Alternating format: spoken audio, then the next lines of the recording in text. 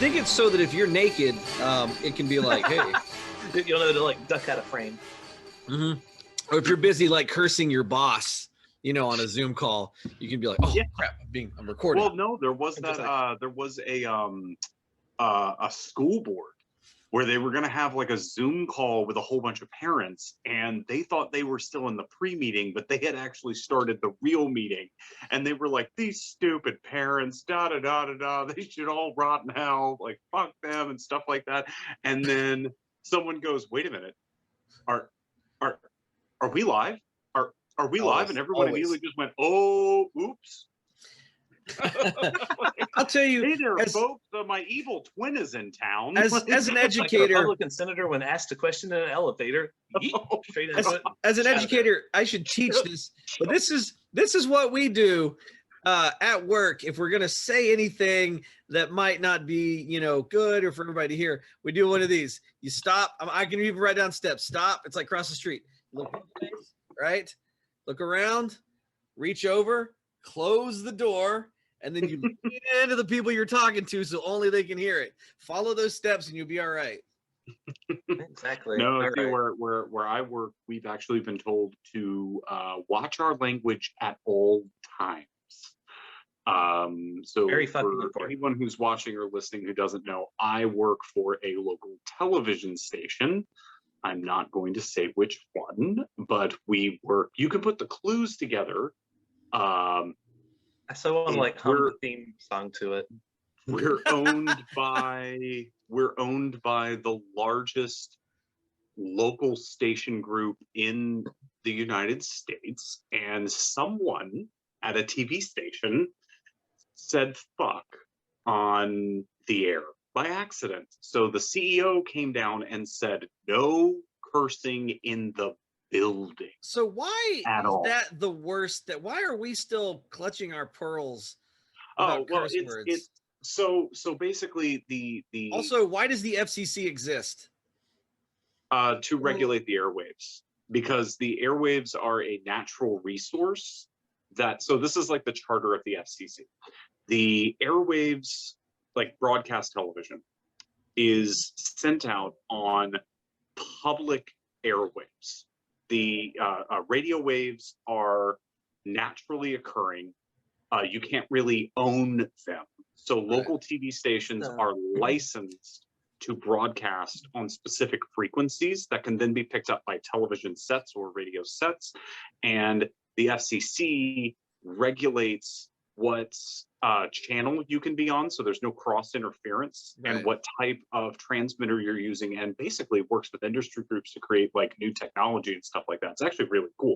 The DTV switch, which happened much later than it should have happened, but the DTV switch was all the FCC and the you know, industry groups basically saying this is better, we need to go over to this, and the FCC worked it out. I just want to get that by the FCC. But the reason why you can't say, what is it, George Carlin's 7 deadly words or whatever? 7 dirty words. 7 words you can't say on TV. Yeah, it's I'm glad we don't have that. Dirty words this is the piss fucking cunting shitting internet. Hooray. Yeah, but anyway. Those words were actually not like banned from TV until he made the skit called that, and those words were arbitrarily put together because they flowed best when he said them. Then that came up in like a congressional hearing at some point, and they decided to use that as the words you can't say on TV because the comedian said that you can't say them on TV. So that's why they were picked. I want to get Ted Turner money. Carlin-ocracy. I want to get Ted Turner money so that I can own a TV station like Ted Turner did, and then I can be like, you know what? Fuck the FCC. And then every day I'm going to broadcast just me like sitting there with like some papers and be like, excuse me, ladies and gentlemen, fuck. And that's the whole program. After your first broadcast of that, they would fine you $75,000. Right. For every single curse word. No, that's great. No. I'll keep paying it. Eventually, you will run out of money. I'm not joking. The FCC funds itself. It's like with like TV licenses and fines and stuff. It's you will run out of money. They've got everything they need. I just wonder bury you. how long I could just keep doing it, then refusing to pay and go to court and all that, just drag it out for years. I do know why people keep clutching their pearls about swear words, though. It's just like the fifth monkey syndrome, you know? Oh, because people have clutched their pearls before, so we must as So well. people, right? And they don't even remember why it was originally a thing. Which it was originally a thing because rich people wanted to put themselves above poor people by creating an arbitrary list of rules, such as words that you don't say if you're high class. Those are low class words. Am I incorrect in my, I believe I read that a lot of our curse words are based in a German derivative and only low class people spoke German? I have absolutely no idea if you're right about that. Fucking comes from flicken, a German word which means to strike. If I remember correctly, that was the original. Why, like, that's a curse word. Why? Because German people say it. I don't know. Well, a bunch of my coworkers and I, who are science fiction fans, we've taken to saying things like frack and frel and dren, just curse words, random alien made up curse words just around the office. So far, we haven't been told. I mean, we've been told that it's like super serial. You guys don't, we're super serial about this, but like, what are they going to do if someone breaks the rule? Is there like a demerit system? Are you fired immediately? Is there some sort of gray area? HR has been very unclear about this, and it really sounds like the CEO was super PO'd that someone got fired and a station got fined, and just sent out an email and was like, make this thing now.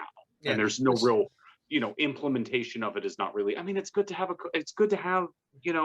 workplace without abusive language, but at the same time, sometimes I just want to say fuck. Context is so important. Context is so important. That's what I teach students. I'm like, look, there's nothing wrong with cursing. You just have to know when and where it's appropriate, and when and where you have to be, as I call it, be fake and change your language. I applied for I was looking at a grad program the other day, and I had to write the fakest, dumbest, like, why we should accept you and why you're right for our program thing. And I was like, God, I hate this. But you got to do it, like certain instances. All right, so today we're going to cover what we believe the worst system of government is. And we're also going to start with, we've got a couple of news stories here. So the one that was really interesting was we talked about Tucker Carlson. Was it last night when interviewing? I want to say it was either last night or 2 nights ago. Yeah. Straight up admitted that in 10 to 20 years, the right is going to elect a fascist. Well, hang on. Let me read. Did we not already have one 4 years ago? Hang on. Sure. I believe 4 years ago they already elected a fascist. He was an accidental fascist. Here's what I had to say about that. So let me read off. This is according to HuffPo. Okay, this was the exchange. I trust HuffPo to get the dialogue right. And his guest, a guy by the name of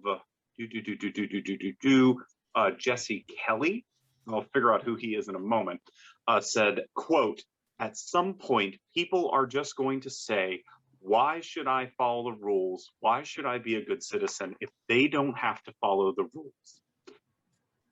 Now, I would like to point out that both of these men supported Trump. Black people. Both of these men is what they're trying to Trump. say, and they're trying to pretend they're trying to say, why should I follow the rules? But here's Carlson in that, and they're just sort of riffing off each other.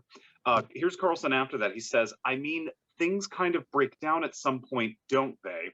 To which Kelly responded, they will break down. They are breaking down. And as I've said before, and I'm telling you, I worry I'm right, the right is going to pick a fascist within 10 to 20 years because they're not going to be the only ones on the outs. Now, who's the they in that sentence? Is it the fascists or the rightists? So I think, or is he not making a distinction? But then he goes on to say, there's 60 to 70 million of us. We are not a tiny minority. And if we're going to be treated like criminals and all subject to every single law, while Antifa, Black Lives Matter guys go free and Hunter Biden goes free, because what would a Fox News segment today be without mentioning Hunter Biden at least once? It is the Malaysian Airlines. Hunter Biden is the Malaysian airliner story that was to CNN. Yeah, Hunter Biden is Fox's Malaysia Airlines. They're never going to stop talking about it. It's Hillary Clinton all over again. It's Hillary's Joe emails Biden all over again. It's a manufactured outrage. Joe Biden could have so easily gone after any of Trump's kids, virtually all of which are real criminals. Like Ivanka is in all kinds of shit with China, getting her dad to give her contracts over there to have certain product lines made and giving her access to. And the copyrights and the patents. That's the big thing. The copyrights and the patents are the big thing. But Joe Biden was the bigger man. He never went after Trump's kids for all their innumerable crimes, such as, let's say, Donald Trump Jr. and the meeting at Trump Tower, which was only not treason because he didn't realize that talking to the Russians about them interfering in the election was a crime, was what Mueller decided to say, even though ignorance of a crime is no excuse for committing a crime. Is the precedent there? So that should have been a crime. This is what I got for Mueller. This is what I got for Mueller right here. Both of them, Mueller. Piece of crap. So, but Joe Biden was the bigger man. He didn't go after any of Trump's kids the entire time. He never mentioned Trump's kids. Well, what did Trump do? Go after Hunter Biden the entire time over nothing. But over a fictional laptop that, what was it, Giuliani said he saw? No. The laptops that Rudy Giuliani received from a Virginia or Delaware. It was either Virginia or Delaware. It definitely wasn't Maryland. I would have remembered if it was Maryland. Virginia or Delaware. A computer services guy who was, quote, going blind. Like, he's not completely blind, but he's going blind, and he's severely visually impaired, says that he believes it was Hunter Biden 7 or 8 months ago delivered to him 4 waterlogged laptops and then never came back from them. So when asked by the regular media, so how often did Hunter Biden come in for laptop repairs with you? The man said, oh, well, this is the first time I think he had ever come in. They were like, cool. Do you get a lot of like high-powered lobbyists and Washington types coming to your store in this little well outside the Beltway computer repair store to do stuff? And also, how likely do you think it is that also, why would you, if you thought you had incriminating evidence on someone of like foreign affairs, treason shit, why then did you not turn the laptops over to Trump's FBI and instead gave them to his personal lawyer? It's like almost that's the thing where you're like, sounds fishy, and then turns out the guy's a complete fucking nutcase. So what I want to say earlier about what they're talking about is how they're not going to be left out, and there's 60 or 70 million of them, is they saw this election that you're no longer able to win elections by rigging them and gerrymandering them the way they did, right? They're trying harder now. They're trying harder. Oh, yeah. But what they're saying is if we cannot continue to win through unscrupulous means, we refuse to pivot off our platform, we will burn the democracy down and install a fascist to get what we want. Yeah. Like Hillary only... One of the things that's oh God, what is it called? Hang on, there's oh God, I'll find it. It's definitely a channel.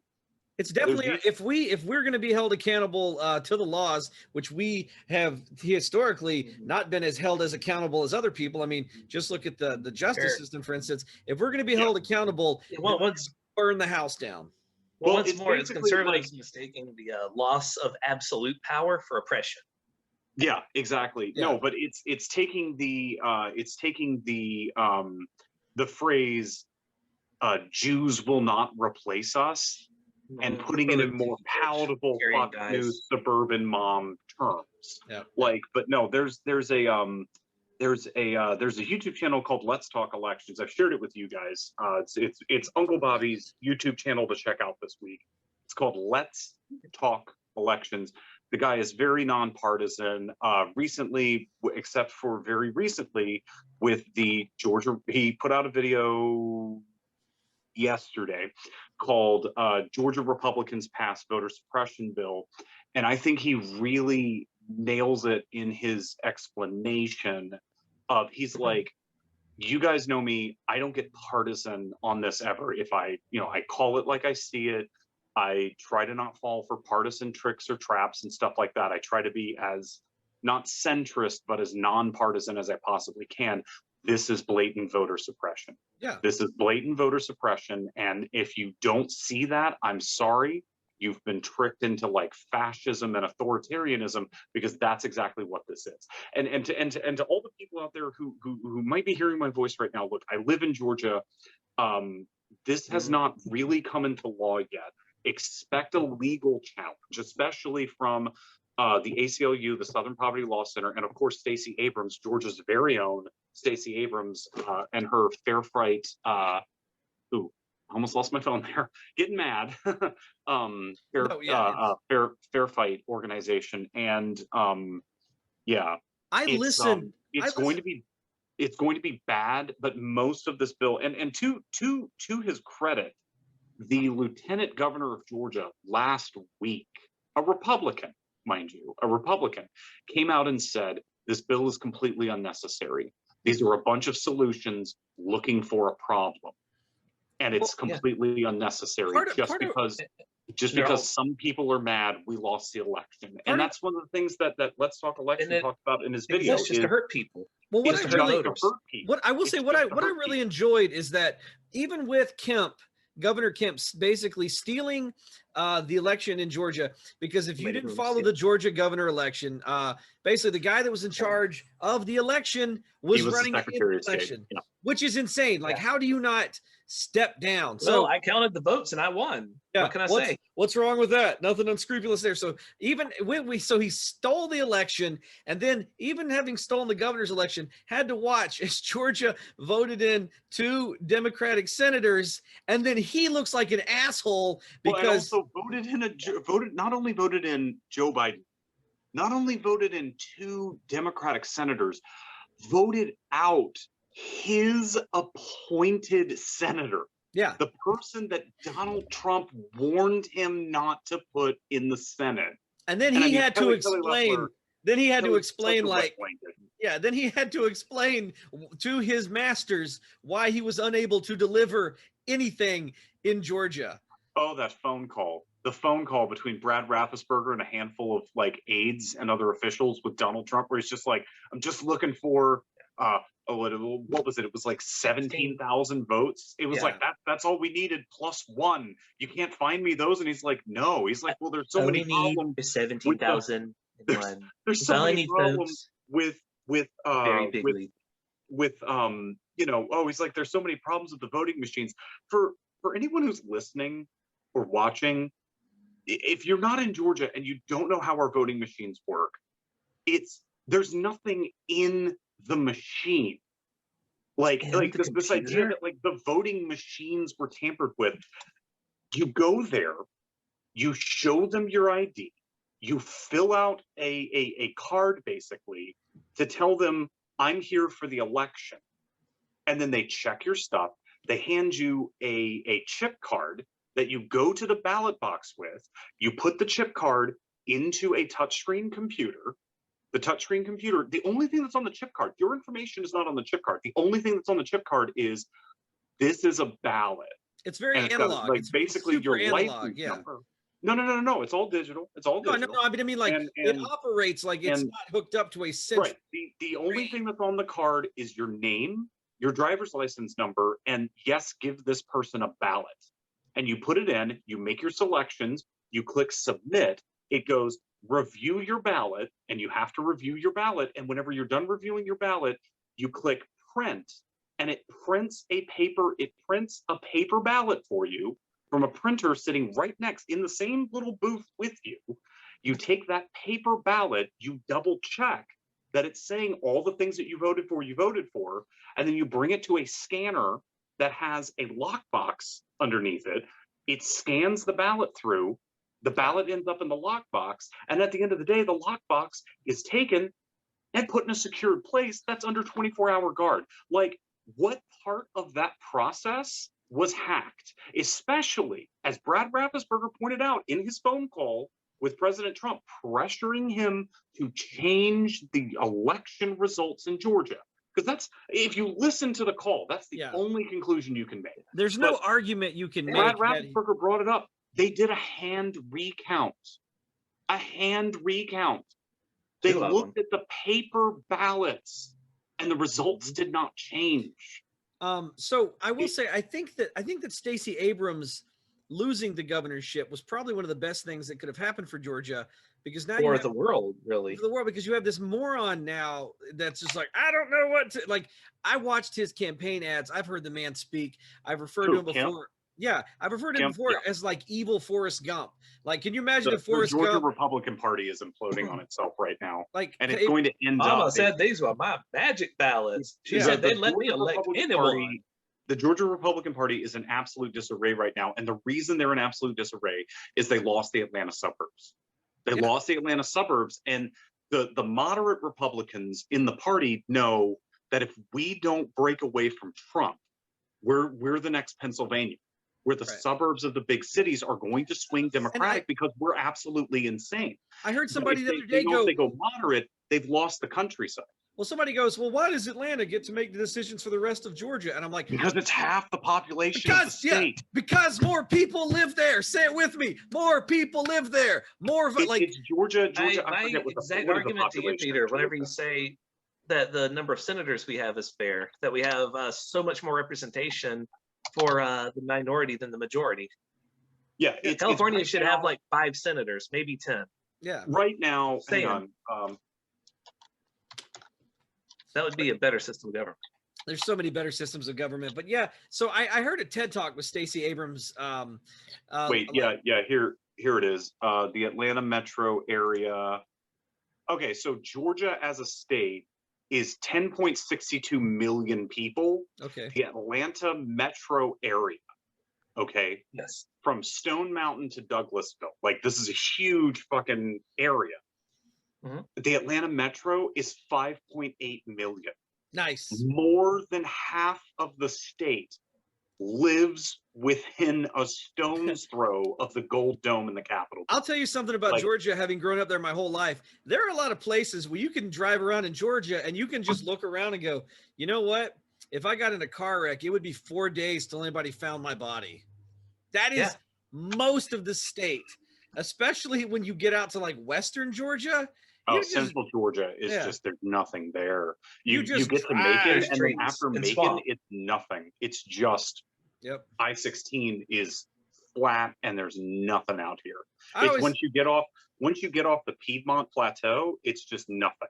I always think of it. I'm like, what if somebody in a car wanted to kill me? Who would I tell? Because if the woodland critters, I broke down. This was not too far outside of Savannah one time. It's 2 a.m. I hit a deer. I called the tow truck. I could not tell him where the fuck I was at. I was like, okay, man, check it out. Like, I left Savannah. I drove for about 45 minutes. And he's like, what mile marker? I'm like, I do not know. It is 2 a.m. Like, my car is smashed into a deer. So he basically had to. During the age of the apartment, or? No, this was a little bit after, but this man had to leave the city and drive in the direction I told him until he found me on the side of the road. Did he? How long did it take? Like 30 minutes. Oh, okay, so not too bad. I'm shocked he didn't just hang up on me. I was just looking for a deer. I found one. It's right there in your windshield. I mean, I guess if you're on call at 2 a.m, you ain't got much else to do. But yeah, so that's the problem, is people are upset because they look at the electoral maps and they see that like, it's these places that are making the difference. Well, because people vote, land doesn't. And if you look at where the most people are, that's where the most votes come from. Yeah. Yeah. So another great thing that's going on right now, there is a ship stuck, use my pencil here, stuck sideways in the Suez Canal right now, and they have no idea how to get it out. It's they say it's as long as like the Eiffel Tower is tall. If you don't know what the Suez Canal is, it's what percentage of the world's shipping goes through there? Well, it's 10 to 12 depending on the day. 10 to 12. So like it is a huge percentage of the world's trade. I mean, it's the reason my Xbox is not here yet. On that boat, it's just floating. You need to invest in a grappling hook. It's probably just scale it and get that thing. So somehow the wind blew it sideways and it's stuck. and nobody knows what we're in 2021. The entire world is invested in this, and no one knows how to fix it. Well, here's another interesting bit of news that goes along with the boat stuck in the looks like a job for Superman or Aquaman. He could probably do something. Yeah, well, no, and like a lot of people keep looking at like the video of like what the Egyptian government is trying to do to like get it unstuck, because it's Egypt's problem. Egypt owns the tiny little Tonka truck down there. It's not tiny. That's one of the largest excavators that's like available. The ship is fucking huge. Yeah, it's a ridiculous. Like, yeah, it's just hard. No. Scale is hard. So yeah, exactly. Just deep time and large scale, two incredibly difficult things to wrap your mind around. But no, it gets better. Okay, it gets better. According to the Orlando Sentinel, Florida Highway Patrol worked to move a boat that blocked highway traffic on Interstate 10 on Thursday night. Westbound lanes in Crestview were blocked after a large yacht landed on the highway after falling off of the back of a flatbed truck. Guys, this is it. The boats are rising up against us. They're starting to cut off key trade routes. Go back and get it. It's the uprising. We should be concerned. All right. They're not going to take our shit anymore. So like they're like the oceans are getting too hot. We're done. You have to start doing when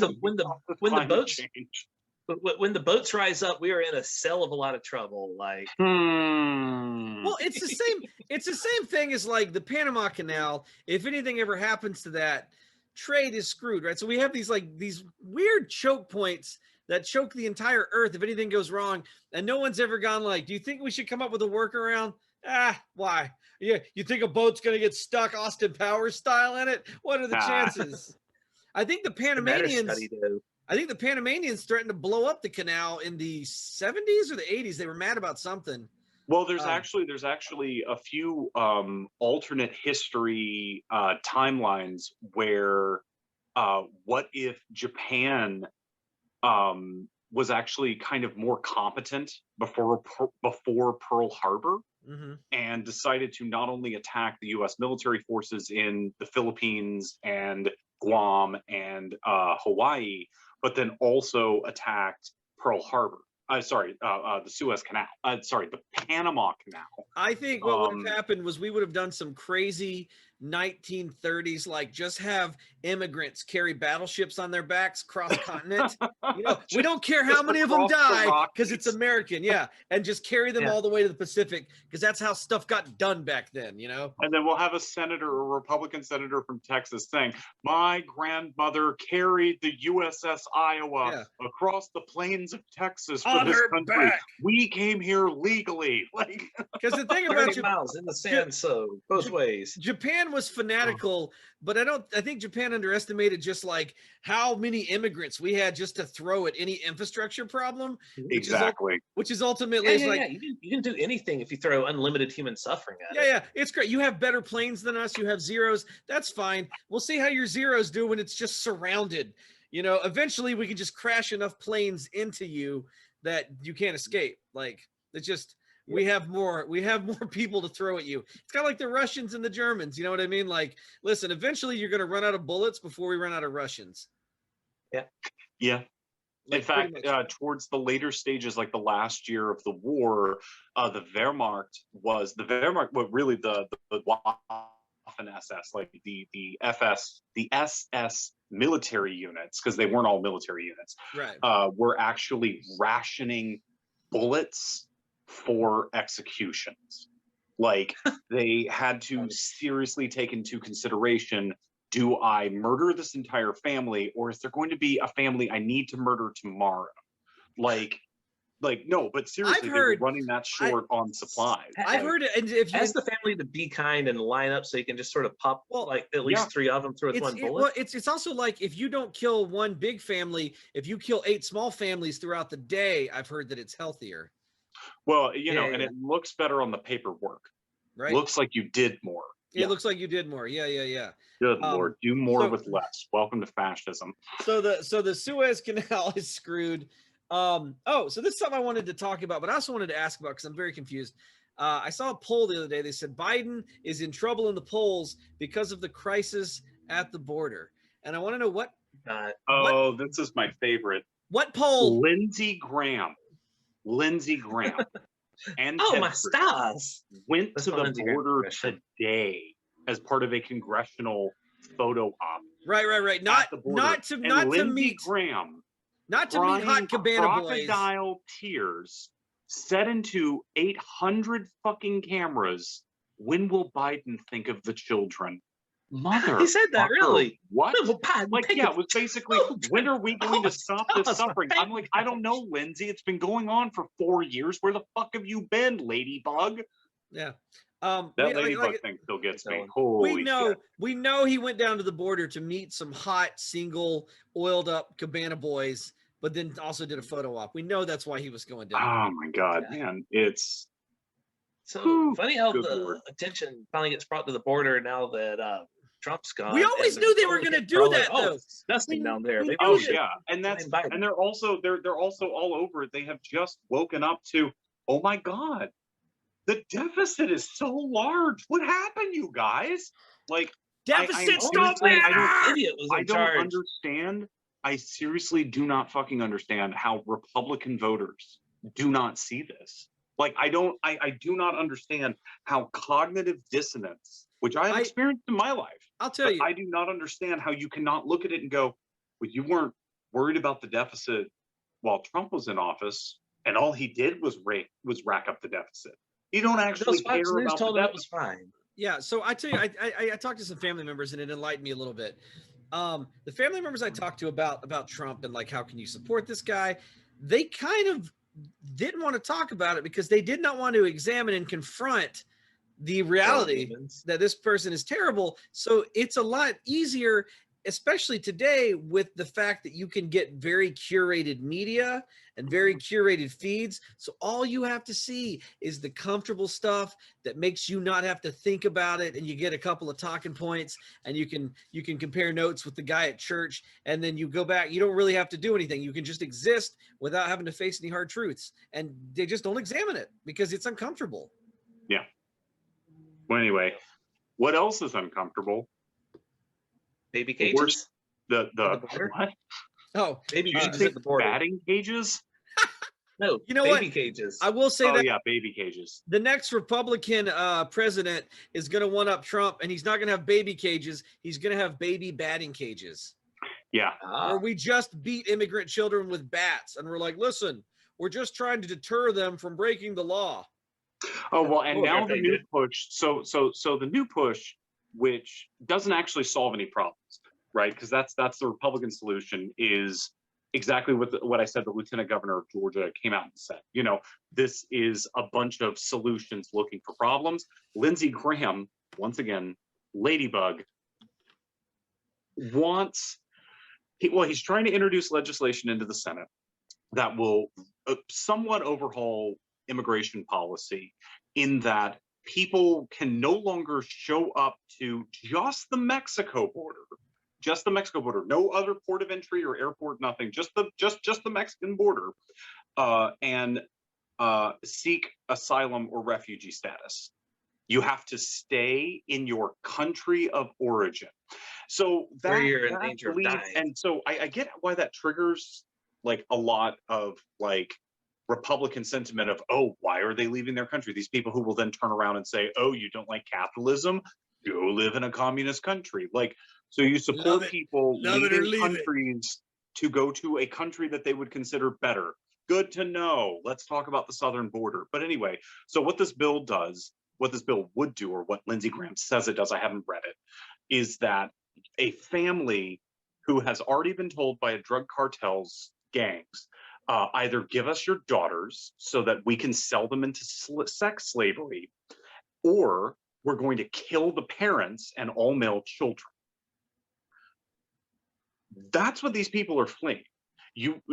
That's why they're moving in caravans, is protection in numbers. Okay, they're fleeing gang violence, and the thing about it is that the gang violence was started by us. Yeah. It was started by us with this. Well, we have a lot of illegal immigrants who are violent offenders, and they broke the law, and for some reason we put them in this wonderful prison system we have, and they've become even more violent offenders. Let's just send them back to Costa Rica. a country that doesn't have a prison industrial complex or a massive police surveillance state that can keep tabs on these people. And 15 years later, oh my God. Oh, it's not even just that. MS-14 or whatever the fuck it's called is a problem. MS-14, yeah. We did that. Additionally, we fund the cartels because who do you think they're selling drugs to? Us. Yeah. And as if that's not all bad enough, then we sell them the fucking weapons that they used to kill these families. And then we get mad at the families for being like, this is bad, I gotta go. So that's called capitalism, Peter. If you don't like capitalism, you can get out. Yeah, you love it or leave it. All right, so let's get to the capitalism and us and the way we are. Like, Joe Biden doesn't seem to be wanting to shake up the status quo at all. He's fine with the border and the way it is, and that's just the way it is. We knew that going in that Joe Biden wasn't going to be the great. I don't think that Biden is fine with the border, and there is a surge of unaccompanied minors at the border. There is that. Those things are happening. However, he's asking them all to kindly not show up for a while. The mess that was left by the previous administration, basically dismantling legal means to cross the border, to seek asylum, to seek refuge, those have all been stripped away or seriously reduced. Well, that's the problem, is we always have to wait for the right proto-fascist to do whatever stupid shit they do so that then we can legally untie this knot of dumbness. And so by the time we've okay, we're back to where we started, now they're doing something else. And we're constantly, we're never going to win because we're constantly trying to fix the Republicans' mess. And it's a Sisyphean task, right? One Democrat pushes the boulder up the hill, a Republican kicks it back down. Well, and Barack Obama, to his credit, which he's not a man that I like very much, but Barack Obama, to his credit, which is funny because neither one of us like Obama either. Yeah, he did have a very catchy campaign whistle stop type saying, and that was, if you want to go forward, you put the car in D, not an R. The Republicans drove us into a ditch. We need to get out of it. You put the car in drive. Gary Johnson's neutral. Forward. Right, the mercy of whichever way the hill is facing. If you vote for Gary Johnson, that's neutral. My God! The worst forms of government is what brought us here today. We have 15 minutes to discuss it. I probably have the we have time. I probably have the least developed of worst form of government. If you guys want me to go first, sure. I actually, if I have it here, I think I have it now. I bought a book to get ready for this, and I was like, I'm gonna burn through this book. This book is 1,000 pages, and it's about political decay, and I'm loving it, but also it's raising my blood pressure. I'm frothing at the mouth because this was written by this guy in 2014, and he has accurately predicted everything that's happening to our system right now that's falling apart. And I'm just like, you said it, buddy. This is some bullshit. But he goes into post-colonialism, got some great stuff. Anyway, so after reading, I only got to 3 chapters in it because it's a lot to digest too. And I was reading about different government types. I am honestly going to go, I think the worst type of government is a direct democracy. Direct democracy, you guys know, but I'll explain it just because we're all going to all go through it. Unlike us, where we have a representative democracy, where me and Waldo would vote for Bobby, and then Bobby would go to Washington, and we hope that he would do what we voted for him to do. Sometimes it works. A direct democracy is when every time we have to make a decision, people get to vote on it. Yeah. Everyone votes for every decision? Yes. And so if the problem with that is, number one, it takes forever. Isn't that what they had in Athens? No. That's not what they had in Athens. Yeah. Direct democracy has been tried in some limited instances. It's never, you've never really had a government running on it. Because it just can't work. So the Brexit referendum, that was direct democracy. So you have instances of that was dumb as hell because people fell for a slogan on a bus. Yes.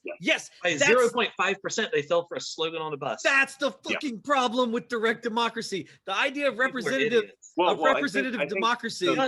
The bigger the number one thing Googled in Brexit or in Britain after Brexit was voted on. Yeah.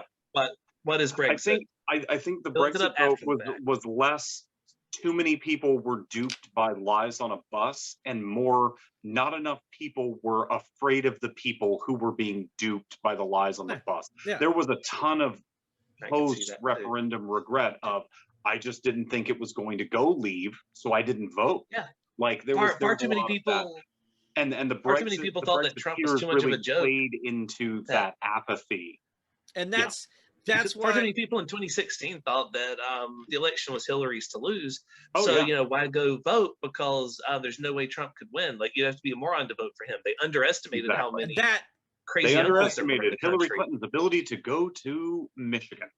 That, my friends, is why a direct democracy sucks, because people at a certain point will vote for stuff on a bus. Oh my God. Yeah.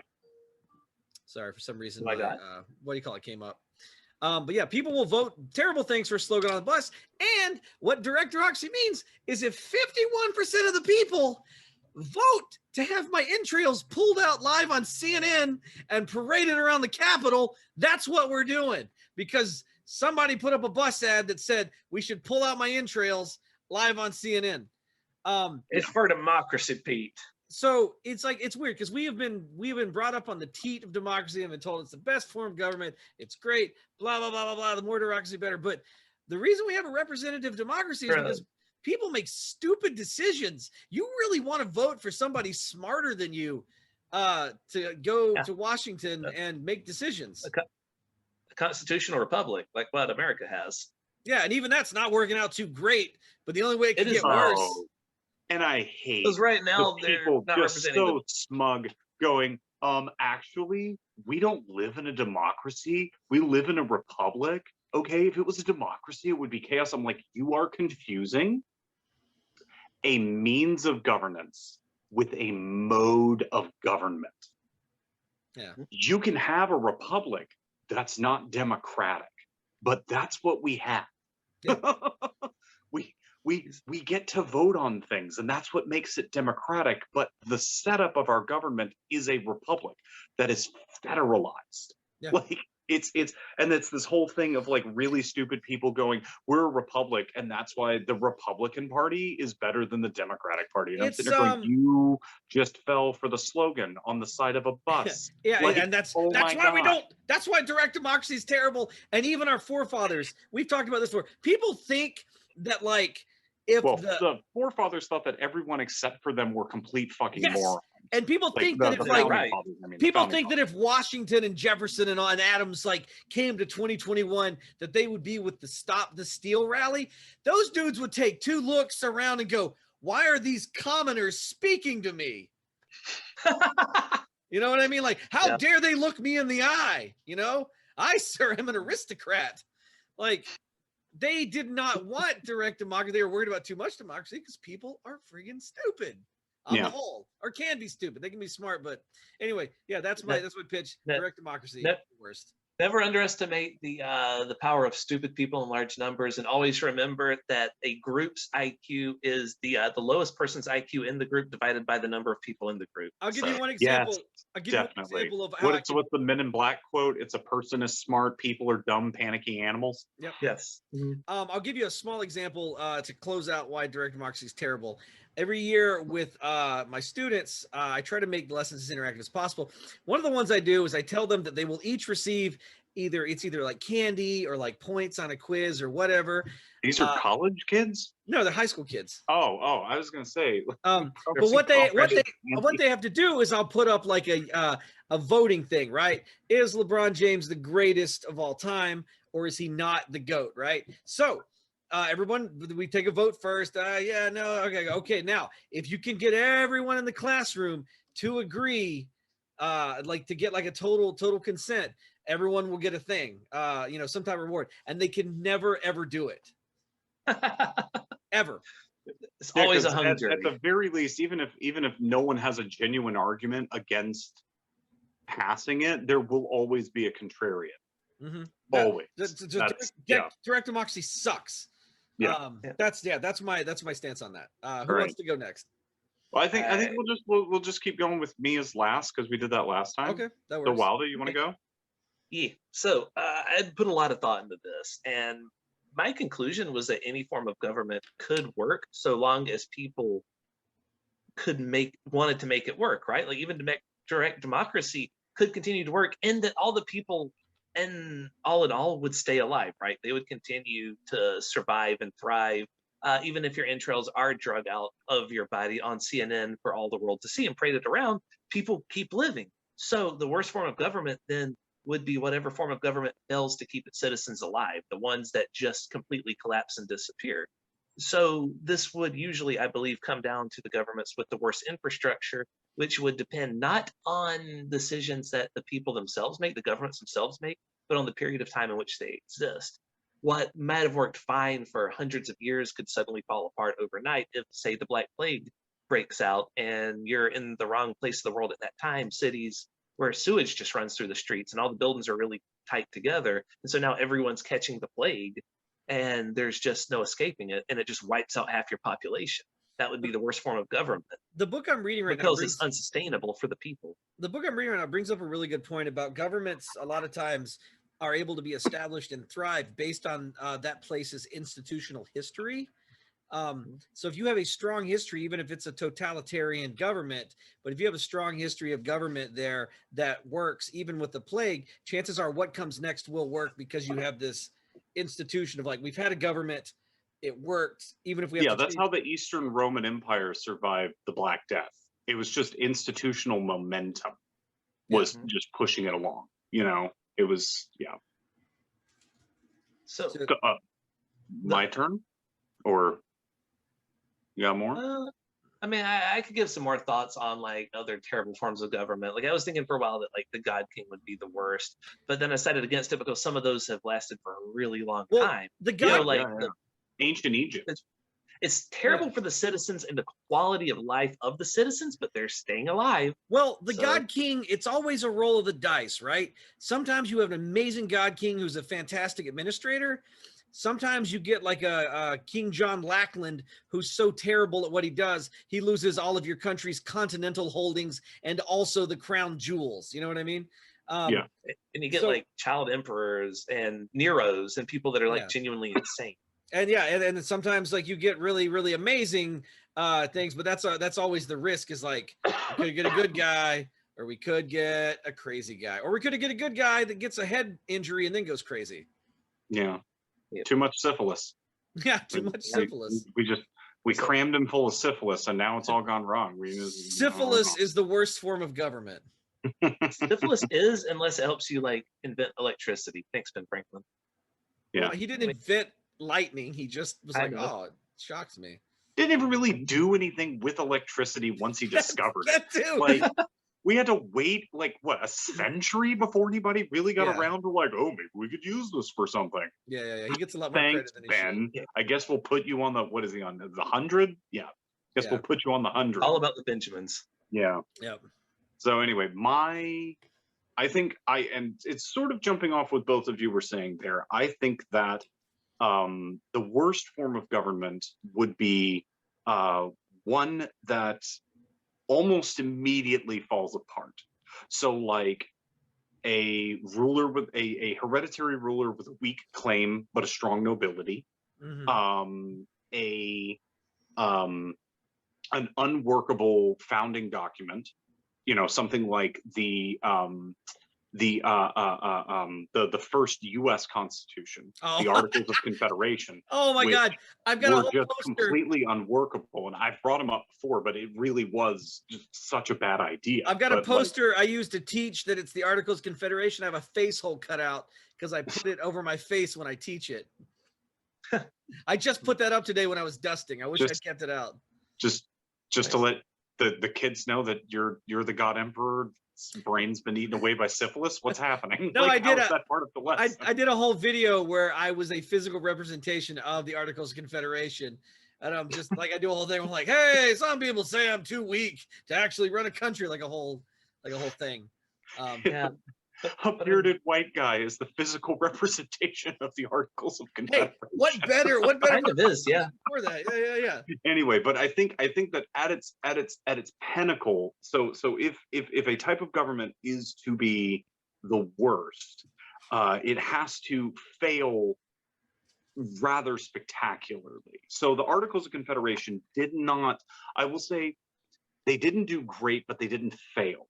Okay, they definitely kept the colonies together as a unified force for the period of the American Revolution. It's just became unworkable in the long run.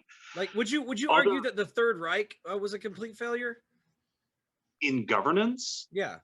I mean, it was basically just the Weimar Republic, but only Aryans were allowed to participate. It was basically, it would be like the Jews were also like his citizens, and he was killing them. So yeah, like that was unsustainable. That's the whole thing of like the Nuremberg laws, which stripped Jewish people of their citizenship and their status, and they could have their property seized and all that kind of stuff.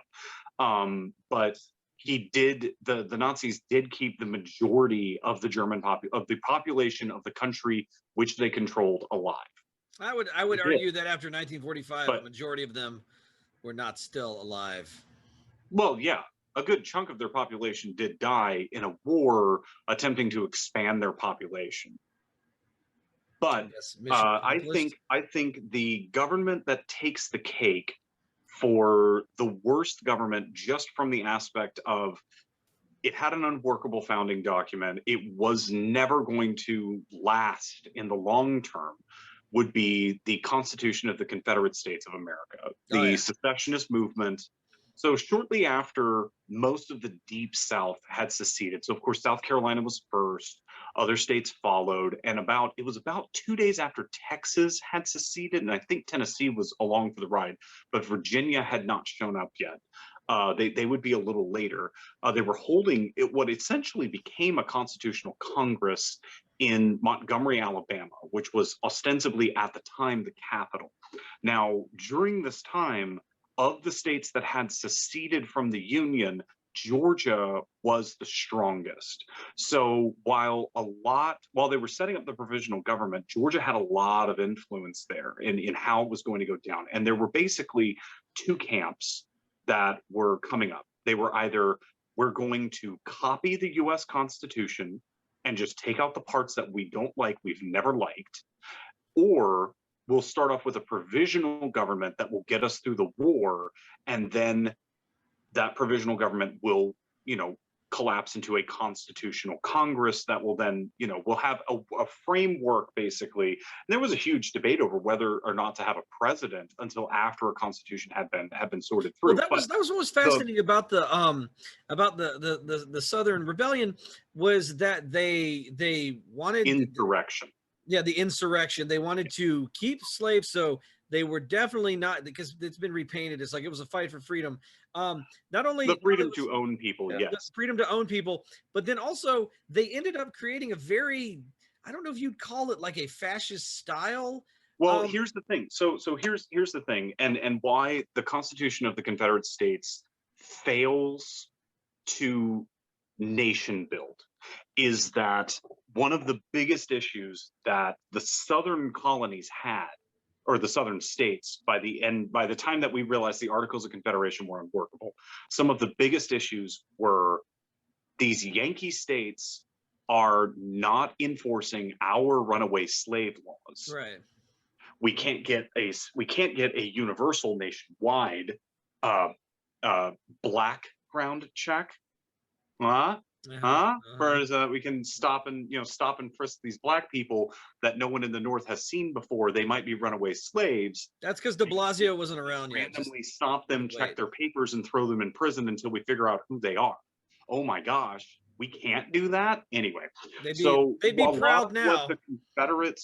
A lot of what the Confederate Constitution wound up being was a pretty much carbon copy of the U.S. Constitution.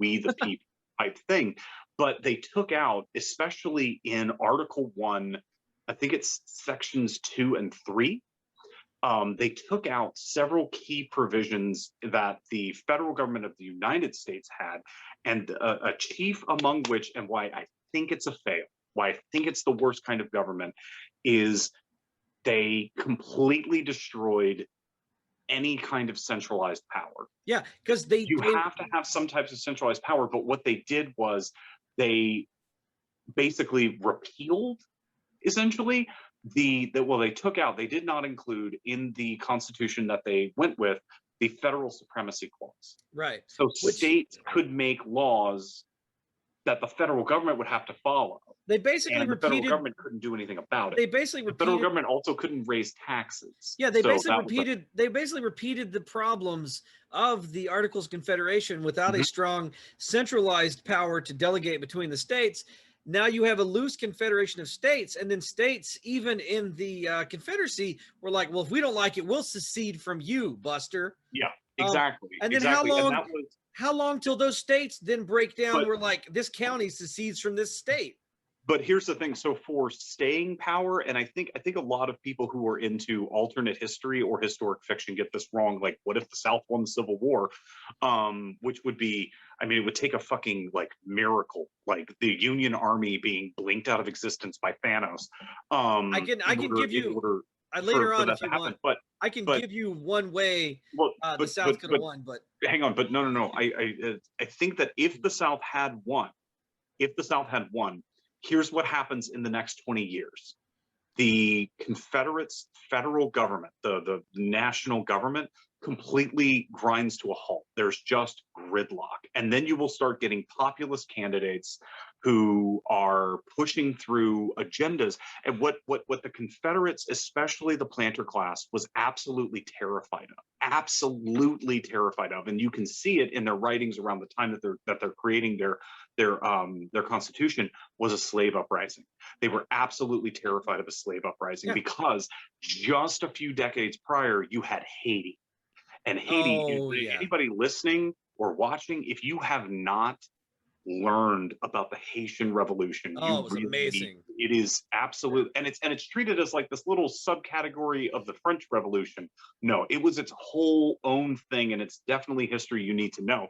But that really terrified, and then that really terrified white landowners in the Confederate States. And it's actually a big part of the reason why they left the Union, was because they thought, well, if slavery is going to be abolished eventually, these blacks are going to kill us all.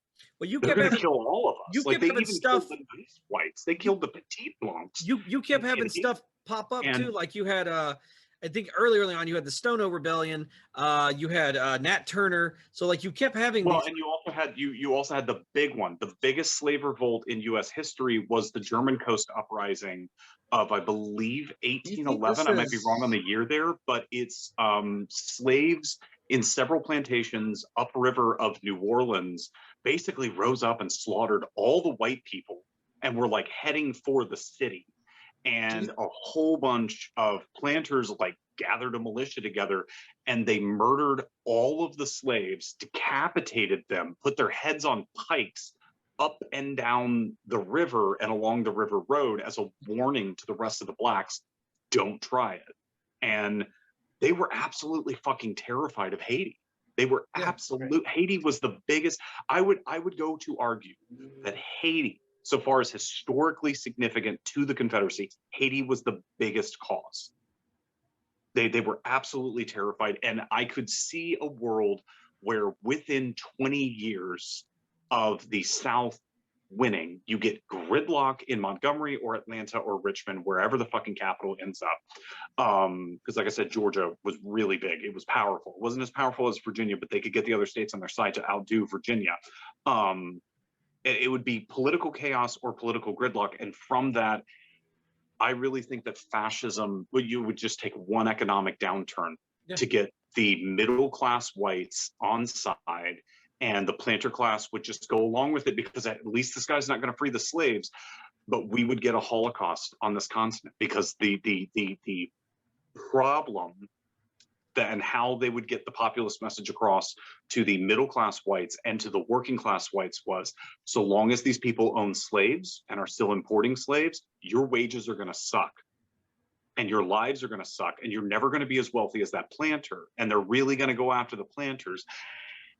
And then after they come to power, well, what do we do with all these black people? Well, they might try shipping them back to Africa, but as our own experience with Liberia tells us, that's much cheaper solution for them, especially given the attitudes towards the racially inferior blacks, would be a Holocaust.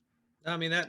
Right. I mean that makes. So, do you think By that the this could be 1920s, we would see a Holocaust of Africans wholesale in North America. They would abolish slavery, only to turn around and put the blacks in ghettos, refuse to let them work in factories. You can sharecrop, or you live in this ghetto where you might have a job at a textile mill bringing white people raw materials that they are working on. But even those jobs, after one economic downturn, it would only take one. You would have a populist white uprising that then may lead to a black revolution. And then if the blacks ever, revolt, by the time that this, I mean, you would have an apartheid for a while there, but it would end in a Holocaust if the United States didn't find some reason to invade and take over again. What are you going to say, Waldo? 100%, I'm sure it would happen. Oh God, I had a point. This got like dark. 10 minutes. Oh yeah, absolutely. I forgot it. But that's why I really think that the Confederate States of America, it fails on so many, and it was so many points that it's so many points that you're literally building a government based on another government that already exists, that most of the people building this new government have experience in running, and you fuck it up so bad. You fuck it up so bad, it was going to fall apart within 3 decades. The problem was the way the world was moving was that slavery was going to go away, whether through because the North wasn't going to get rid of it. The North was always placating the South by going, you can keep your slaves, you can keep, since the beginning. So, but the way the world was going was even the South had voted against I think early on had voted against the transatlantic slave trade, so that was out. Yeah. Well, and the middle class whites in the South did not want the Atlantic slave trade to resume, because what they were fearful of is the planter class is going to make things bad like it was in Haiti, and then the blacks are going to rise up, and all these blacks are not speaking the same language as us. So if we try a political revolution, the blacks might take advantage of it, and boom, you have a continent-sized Haiti. That was genuinely, they were terrified. And at the end of the day, after the Civil War, none of that happened. Well, it was going to go. But I do. Go ahead, Waldo. Sorry. Yes, I wanted to say like 10 minutes ago. Do you think that the fear of the white fear of black people rising up and murdering them is what Tucker Carlson was trying to get at the other night whenever he said that? Absolutely. It's the same reason that the prison industrial complex exists the way it does today. It replaced slavery, and the whole point was like, oh, we gotta be careful because we'll have another Haiti where they're all going to uprise and kill the white people in their beds. No. Now it's the same sentiment still exists, still alive today. Since the 1920s, the fear has been, don't let the poor blacks and the poor whites share even so much as a fucking toothbrush, because the moment you do that, American Lenin is going to come to power. Like that was the immediate thought, and the whole point of McCarthyism is don't let the poor whites and the poor blacks realize we're fucking them over both. And that's been the goal of white nationalists for the longest time. And it's working. All these Trump supporters are poor people, but it's going to hurt poor blacks worse than it hurts poor whites. Right. It's kind of like the idea, and this always baffles me. Well, not really baffles me, but I understand it, but it bothers me.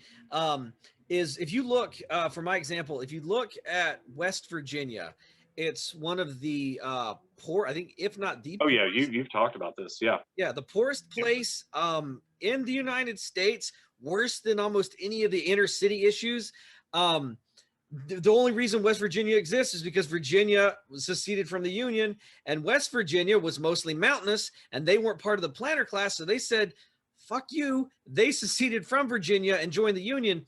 So now you're kind of surprised that like West Virginia goes red, and West Virginia is supporting what I would call basically the sons of the planter class, right? Because you would assume that West Virginia would be a lot more revolutionary, and it's because they realized we can't let the West Virginias of the world realize, that we're screwing them over. We got to keep them down, and we got to keep them racist. Yeah. And it's genuinely whenever someone like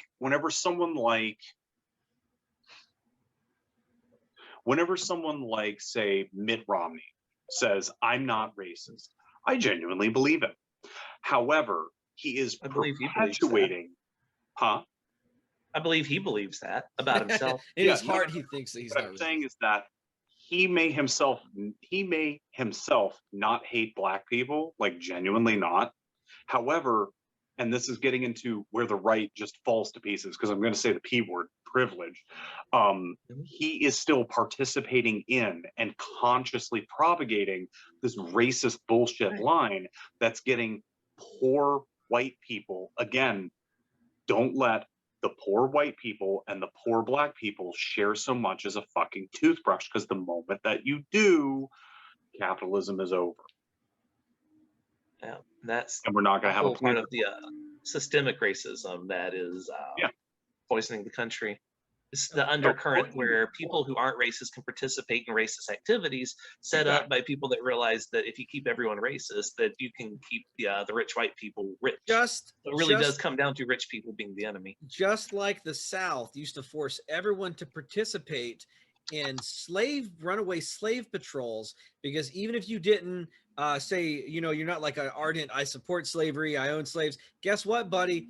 You're going to be complicit in this, and we're going to make sure you're complicit in this so that everybody is participating in this. Yeah. Anyway, we could go on for like 5 more hours, but we do have to end at some point. Yeah. We do.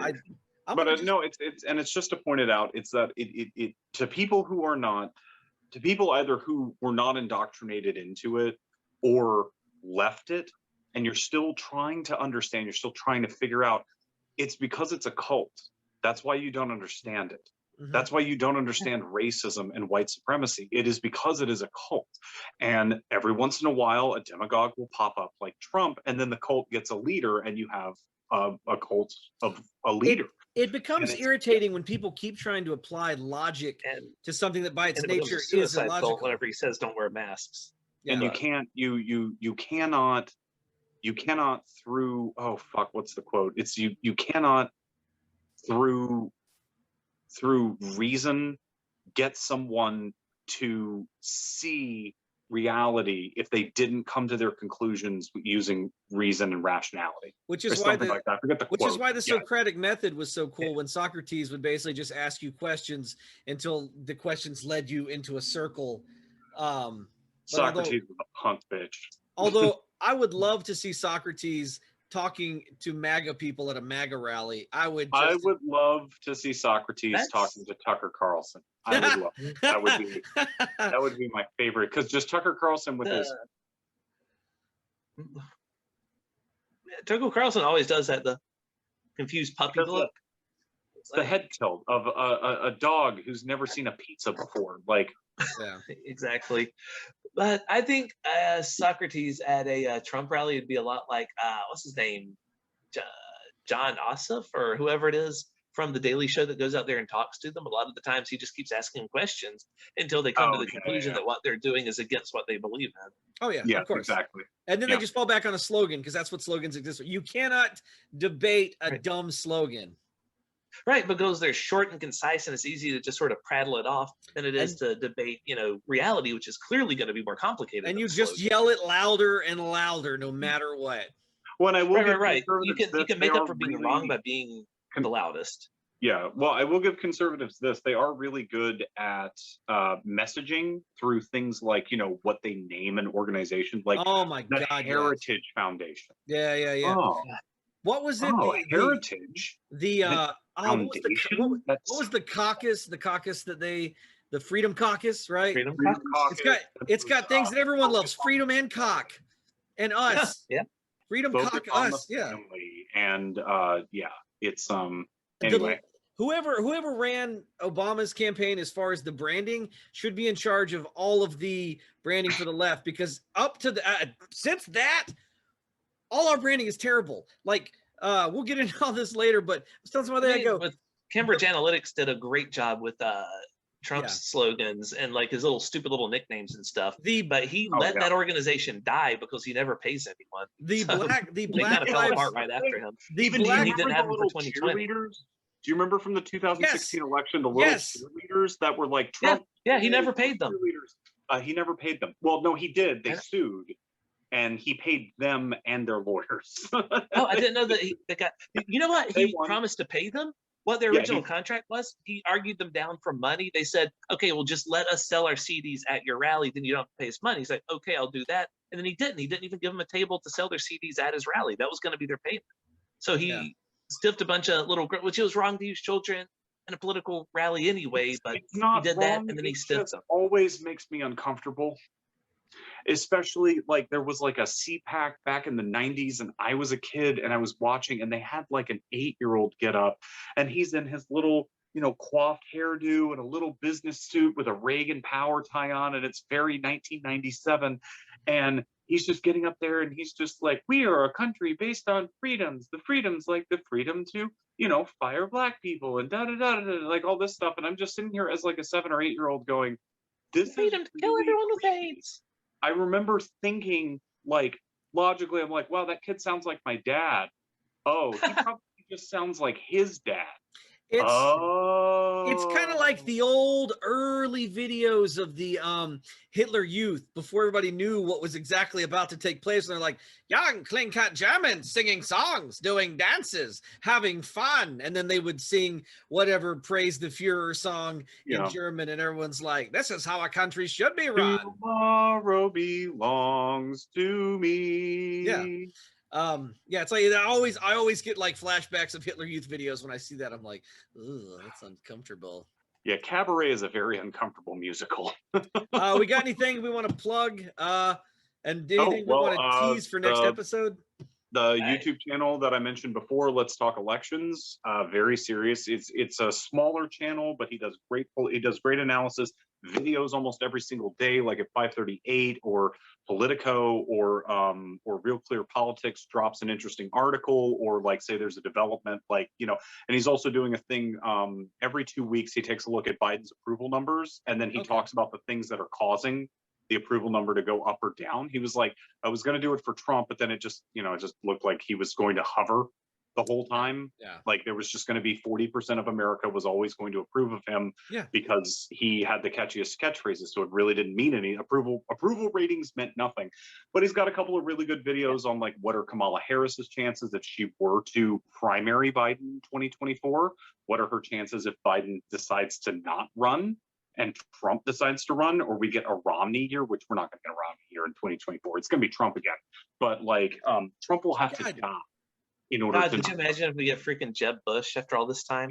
No. I think it's definitely if Donald Trump heals over of a heart attack tomorrow, Donald Trump Jr.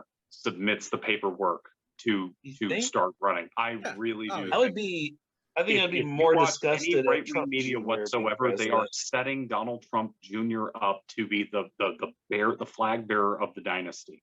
They really are. No. He might take his sister as his VP, and that would just send it. That would sell. Honestly, I would say the smart money would be if they ran his sister and put him as the VP, because then they have that wonderful talking point that they love, which is, why do liberals hate women?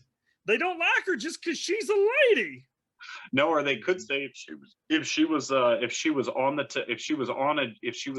a Don Jr. ticket, they could say, well, I mean, she'll be the first white woman as vice president. Do you think his slogans will be MAGA, Make America Great Again? No, it's going to be more something. It's going to be something less subtle, like the Mexicans are raping your children. I don't mean to laugh. I don't mean to laugh at that, but no. He's gonna come out. They want what do you want the Mexicans to keep raping your children, y'all? Exactly. It's gonna be for the children. It's gonna be a Joe crazy. Biden let the Mexicans rape all of his children. It's gonna be a crazy slogan like 1939 again, or fight, or something weird like that. Like, and people are like, wait, what? Oh, hold on. There is another YouTube channel that I do want to shout out. It's called Actun J Films. Let me see if I can look up the spelling real quick. And we'll try to link it in the episode details there. But Actun J Films, he's a historian. He's not from New Orleans, but he's living in New Orleans. He does a really awesome point counterpoint show with himself called Checkmate Lincolnite. Nice. And it's supposed to be a Confederate versus a Union, and it's all about the lost cause and stuff like that. It's a really good show, but he's just started a brand new show called Frozen 50s Man, and it's about a 1950s cop who got accidentally frozen by an evil Nazi scientist that came over on Operation Paperclip, and he got unfrozen in the year 2021, and he's having a real hard time fitting in. Like, one of the first scenes like where he not very powerful Captain America. Not very powerful Captain America. Well, he's running as a private eye, so he put out he needs a secretary, and this young black lady comes to his office to like interview for the job, and is like, I don't want to be your secretary, I want to be your partner. I saw the cases that you worked on back in the day, and while some of your views are questionable, I can help climatize you to what we're, you know, like today, and help you out with technology and stuff. And he's like, all right, that's fine. And she goes, yeah, just don't say any racist shit. And he goes, racist? I'm not racist. And then he reaches in his drawer and goes, what, a racist has this? And just pulls out a fucking Nazi flag. And she's like, and he goes, yeah, got that whenever we finally broke the line of the Battle of the Bulge. Stabbed a kraut right in the ball sack and then shot him twice in the face. Have you been? Yes. So there's a funny thing happening with the World War II. From the Nazis. With the World War II veterans dying, families are running into the problems. Like, they're going into like grandpa's attic and they're, you know, cleaning out stuff, and they're just pulling out tons of Nazi memorabilia with like bullet holes and stuff, and they don't know what to do with it. Grandpa looted it, right? Like, yeah. It's in a museum. That's the best way to get it. Grandpa stabbed a Nazi in the eye to get this like knife or pistol or flag or whatever, but they don't want to sell it to like on marketplace to a white supremacist, and museums are like, we got plenty of Nazi flags. We have too much of this. Yeah, we have true. Like, if you go to eBay it, who's going to be buying it? Trump supporters. You can't sell that on eBay. eBay has rules. Buying it. So oh my God. Someone should start. It's one of my favorite moments from the show American Dad. The fish, yes. Klaus, like he's it's like Christmas time, and they've got the tree up, and a little train track is going around the Christmas tree, and then Klaus just like rolls in the train, and they're just like, oh, Klaus, you got the train working. And he was like, yes, my family has a long history working with locomotives. My grandfather ran the train at Auschwitz. And everyone went, oh, and he goes, at the zoo, it's a big town, there are other things there. We have other things. Wilder, you got anything you want to pitch? Yes, everyone watching, buy our books, the Dust Belt series. It's how we make money off this podcast. That's right. Yeah, we Twilight Zone-like stories where every one of them has basically a terrible, terrible ending. I really wish we had gone with the name where we just named them all. Nice try, asshole. Yeah, nice try, asshole. Yeah. That is it. Like, whatever the protag's trying to do, he wants it really bad. You're going to want it for him, and he ain't going to get it. So, you know, nice try, asshole. And as for me, I don't think I have anything to pitch because this is really all I'm. You can listen to the other podcast I do called Sketch Night, just Sketch Night, it's just sketches, real fun stuff. So if you guys get really So if you guys get really upset like I do from this and you want to relax, go listen to some fun sketches. Yay! I meant to tell you that actually I might be starting another podcast with a buddy of mine who has a background in econ and poli-sci, and we're still working on the format right now. We don't know. We want to call it Podocracy. And it's going to be a podcast where we talk about basically exactly what we were talking about today, different types of government, but like the history of civics, basically. Like, you know, how did the Soviet Union government actually operate? Like, as an average Soviet citizen, how much say did you have in what was going on every day? Like, how why has Mexico had so many fucking constitutions? Spoilers, the answer is the United States. But that time we took a quarter of their country away. Right. And like how did the banana republics actually function? Things like that. Like what was pre Meiji Restoration Japan? How was I was going to say the banana republics did whatever the hell the U.S. told them to do. Well, they did whatever the United Fruit Company told them to do. And if you think that the U.S. government was more powerful than United Fruit in Guatemala, I have another thing coming to you. Yeah, but, man, the Chiquita banana lady does not fucking play.